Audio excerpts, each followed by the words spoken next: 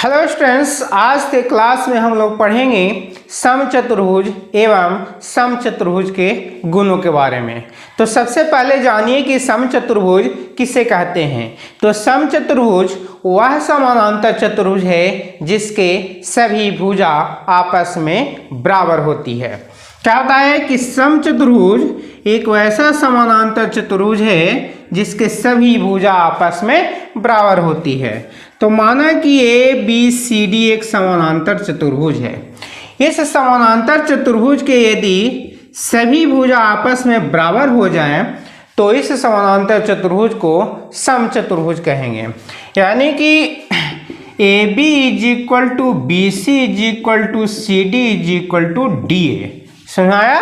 तो क्या होता है कि समानांतर चतुर्भुज ए बी सी डी का सभी भुजा आपस में बराबर है, इसलिए ए बी सी डी को समचतुर्भुज कहेंगे। तो अब हम लोग पढ़ेंगे समचतुर्भुज के गुणों के बारे में। तो समचतुर्भुज का पहला गुण है कि उसके आमने सामने की भुजा आपस में समानांतर होती है।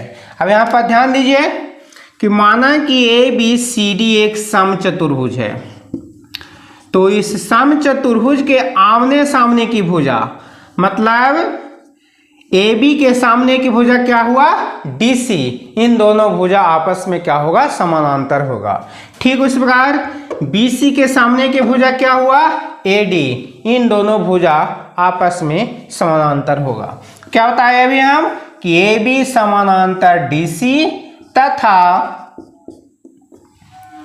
बी सी समानांतर एडी। सुना क्या होता है कि समचतुर्भुज के आमने सामने की भुजा आपस में समानांतर होती है। समचतुर्भुज के दूसरा गुण में हम लोग पढ़ेंगे कि समचतुर्भुज के सभी भुजा आपस में बराबर होते हैं।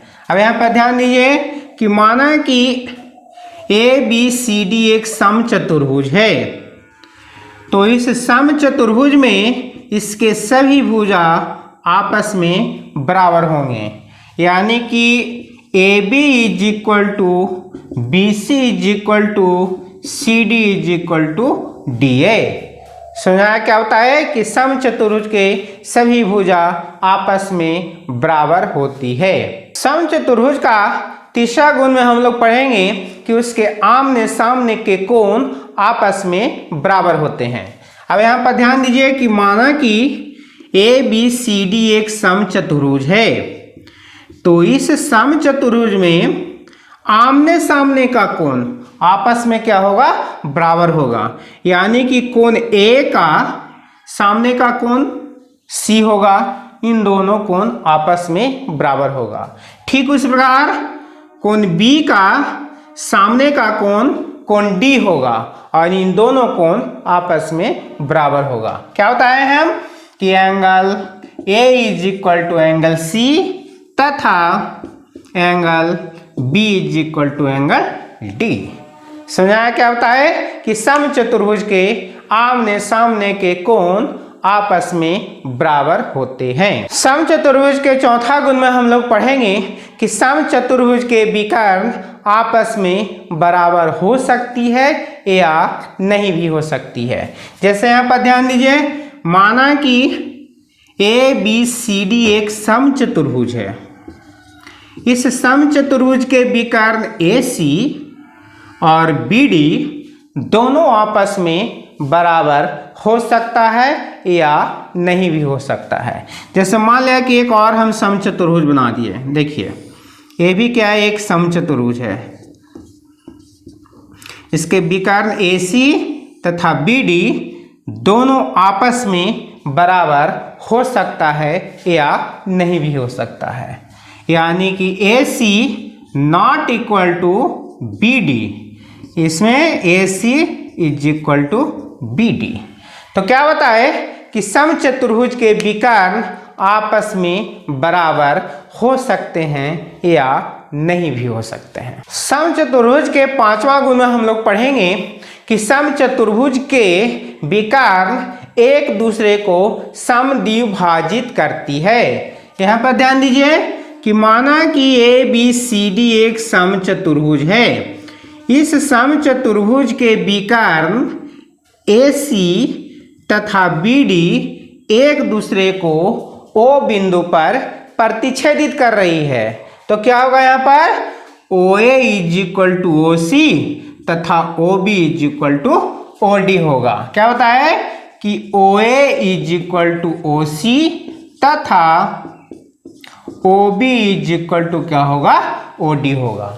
और क्या होगा जो ध्यान दीजिए, कोण AOB = कोण AOB = कोण BOC = कोण COD = कोण DOA = क्या होगा 90 डिग्री। समझ आया?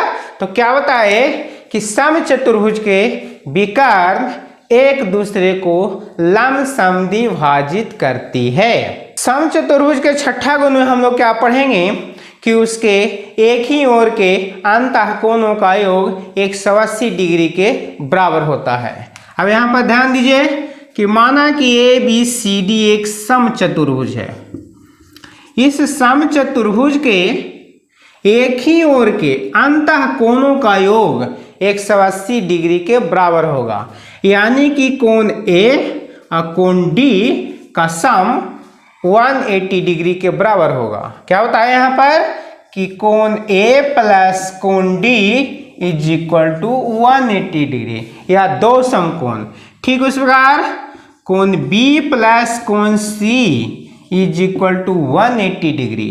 और क्या होगा कोण A प्लस कोण B = 180 डिग्री। और क्या होगा कोण D प्लस कोण C = 180 डिग्री। समझाया? क्या होता है कि समचतुर्भुज के एक ही ओर के अंतः कोणों का योग 180 डिग्री अर्थात दो समकोण के बराबर होता है। समचतुर्भुज के सातवां गुण में हम लोग पढ़ेंगे कि समचतुर्भुज के विकर्ण जब एक दूसरे को समद्विभाजित करती है तो बने आमने सामने के त्रिभुज आपस में सर्वांगसम होते हैं।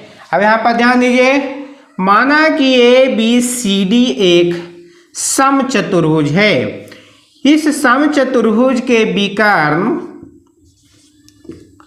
जब एक दूसरे को प्रतिच्छेदित करती है तो बने आमने सामने के त्रिभुज आपस में सर्वांगसम होते हैं।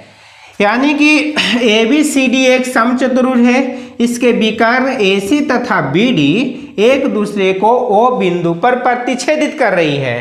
तो आमने सामने का त्रिभुज कौन हुआ? तो त्रिभुज AOB तथा त्रिभुज COD, ये दोनों त्रिभुज आपस में सर्वांगसम होगा।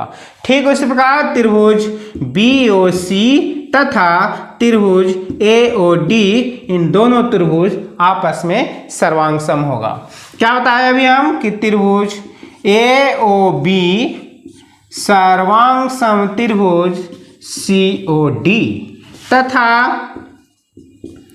त्रिभुज BOC सर्वांगसम त्रिभुज DOA।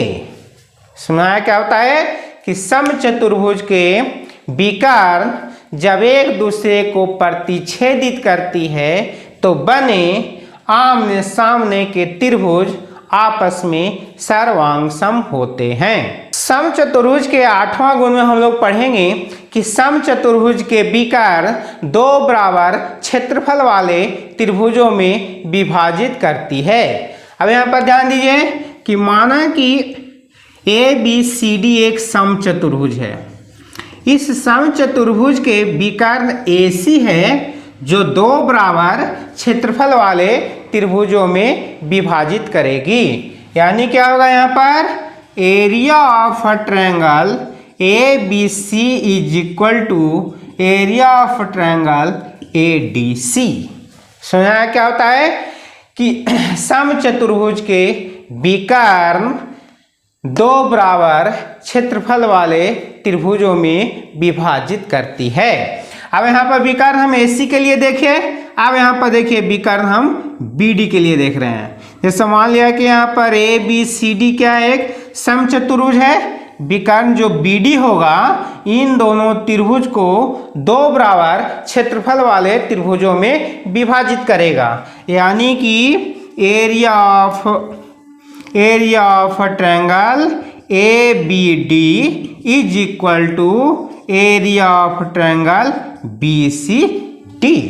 सुना क्या होता है कि समचतुर्भुज के विकर्ण दो बराबर क्षेत्रफलों वाले त्रिभुजों में विभाजित करती है।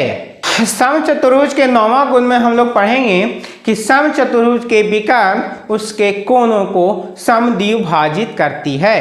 अब यहाँ पर ध्यान दीजिए कि माना कि ABCD एक समचतुर्भुज है, तो इस समचतुर्भुज के विकर्ण AC कोण A तथा कोण C को समद्विभाजित करेगी।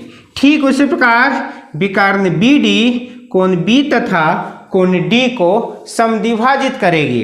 यदि इन कोणों का नाम देते हैं तो 1 2 3 4 5 6 7 8, तो क्या होगा यहाँ पर angle 1 is equal to angle 2, angle 3 is equal to angle 4, angle 5 is equal to angle 6 तथा angle 7 is equal to angle 8। समझाया क्या होता है कि समचतुर्भुज के विकर्ण उसके कोणों को समद्विभाजित करती है। समचतुर्भुज के 10वां गुण में हम लोग पढ़ेंगे कि वर्ग को समचतुर्भुज कह सकते हैं, लेकिन समचतुर्भुज को वर्ग नहीं कह सकते।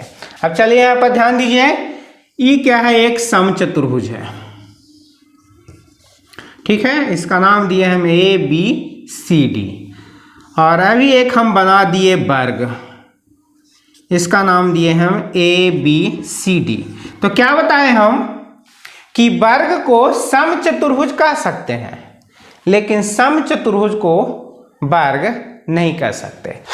अब इन दोनों के गुणों पर प्रकाश डालिए। तो सबसे पहले समचतुर्भुज के गुण देखिए। तो समचतुर्भुज के गुण क्या हम लोग पढ़े कि इसके सभी भुजा आपस में बराबर होते हैं, तो वर्ग में भी सभी भुजा आपस में बराबर होते हैं। और क्या पढ़े कि समचतुर्भुज के आमने सामने की भुजा समानांतर होती है, तो वर्ग में भी इसके आमने सामने की भुजा समानांतर होती है। और क्या पढ़े कि समचतुर्भुज के आमने सामने के कोण आपस में बराबर होते हैं, तो वर्ग में भी इसके आमने सामने के कोण आपस में बराबर होते हैं। समझ आ गया। और क्या पढ़े कि समचतुर्भुज के विकर्ण आपस में बराबर हो सकते हैं या नहीं भी हो सकते हैं। तो इसमें देखा जाए तो इसके विकर्ण आपस में बराबर नहीं होगा, इसमें देखा जाए तो इसके विकर्ण आपस में बराबर होगा।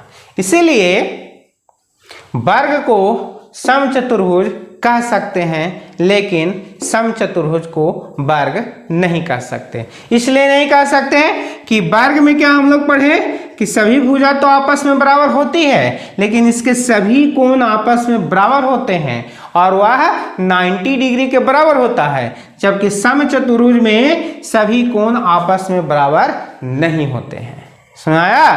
तो इसलिए हम लोग क्या कहेंगे, वर्ग को समचतुर्भुज कहेंगे, लेकिन समचतुर्भुज को वर्ग नहीं कह सकते। तो अभी हम लोग पढ़ रहे थे समचतुर्भुज एवं उसके गुणों के बारे में। तो बस आज तक इतना ही, फिर मिलेंगे अगले वीडियो में। तब तक के लिए थैंक यू सो मच।